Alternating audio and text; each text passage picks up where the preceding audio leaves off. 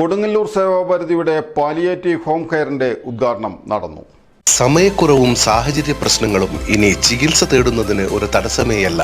Labs MHLന്റെ എല്ലാ സ്ഥാപനങ്ങളിലും online doctor consultation ലഭ്യമാണ്. ആരോഗ്യം, വിദ്യാഭ്യാസം, സാമൂഹികം, സ്വാവലംബനം, ആപ്തസേവ എന്നീ വിവിധ രംഗങ്ങളിലായി 2004 മുതൽ അവശരും അശരണരുമായ നിരവധി പേർക്ക് സഹായഹസ്തം നൽകുവാൻ സേവാഭാരതിക്ക് കഴിഞ്ഞു.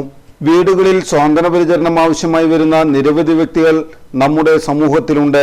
ശയ്യാവലംബികളായ അത്തരം രോഗികൾക്ക് സേവനം നൽകുകയെന്ന ലക്ഷ്യത്തോടുകൂടിയാണ് കൊടുങ്ങല്ലൂർ സേവാഭാരതി ഒരു ചുവടുകൂടി മുന്നോട്ട് വയ്ക്കുന്നത്. തിരുവനന്തപുരം കേന്ദ്രമായി പ്രവർത്തിക്കുന്ന സേവാശക്തി ഫൗണ്ടേഷന്റെ സഹകരണത്തോടെ സേവാഭാരതി സുഹൃതം പാലിയേറ്റീവ് കെയറിന് ആരംഭം കുറിച്ചു.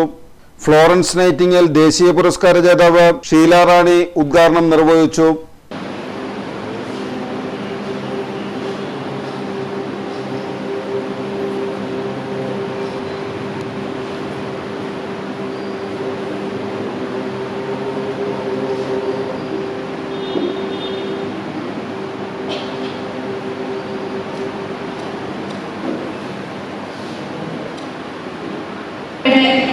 മണ്ണിലേക്ക് ഇന്ന് എനിക്കിവിടെ വരാനായിട്ട് ഭാഗ്യം ലഭിച്ച ഈ ഒരു സൽമുഹൂർത്തത്തിന് ഞാൻ ആദ്യമായി അമ്മയോട് തന്നെ നന്ദി പറയുന്നു.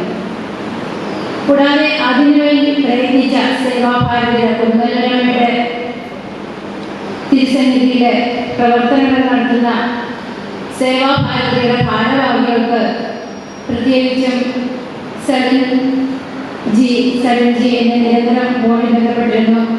അദ്ദേഹത്തിനും പ്രസിഡന്റ്, മറ്റു ഭാരവാഹികൾ, ഇവിടെ സേവന പ്രവർത്തനങ്ങൾ നടത്തുന്ന മറ്റ് എല്ലാ പ്രവർത്തകർക്കും എനിക്കിവിടെ വരാൻ സാധിച്ചതിനുള്ള നന്ദി ഞാൻ ആദ്യമേ തന്നെ അറിയിക്കുകയാണ്.